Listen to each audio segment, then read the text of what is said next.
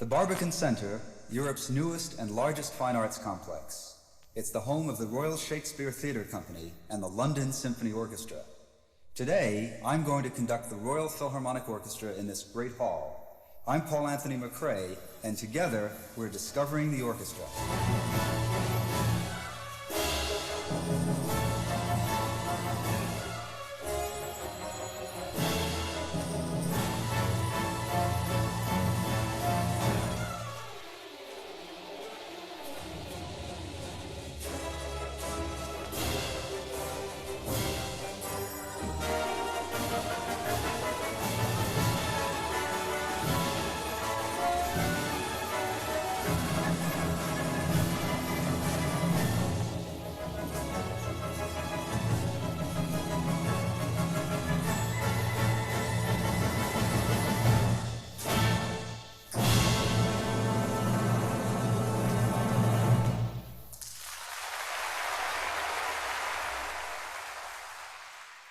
Not only is London the music capital of the world, it's also at the crossroads of business and culture.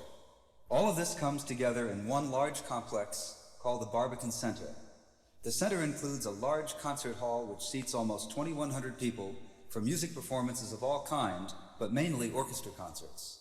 The greatest conductors, pianists, violinists, and orchestras from all over the world have performed in this fine hall. The Royal Shakespeare Company is right next door, where plays of all description are performed. There are always exhibitions taking place which can be viewed before and after concerts. The center also includes 3 more theaters, an art gallery, and a library.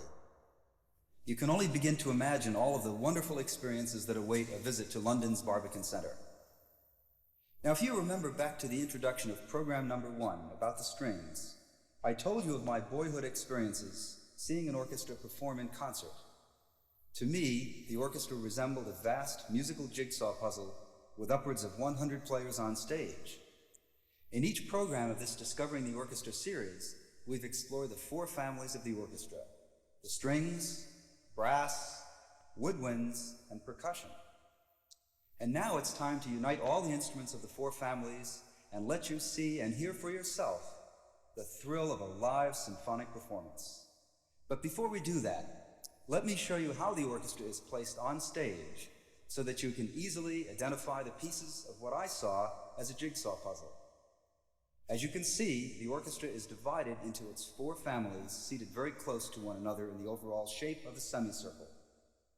The strings take up the greatest amount of space, with sections in order of smallest instruments to largest, from left to right. Beginning on the left, there are the first violins, followed by the second violins, then the violas, and the cellos. The double basses are positioned behind the violas and cellos. And directly behind the center of the strings section is where you'll find the woodwinds, consisting of flutes, oboes, clarinets, and bassoons. And the brass players sit to the right of the woodwinds. Here you'll see the trumpets, trombones, and that big tuba. Once again, the French horns, which are members of the brass family, are the exception to the brass family rule.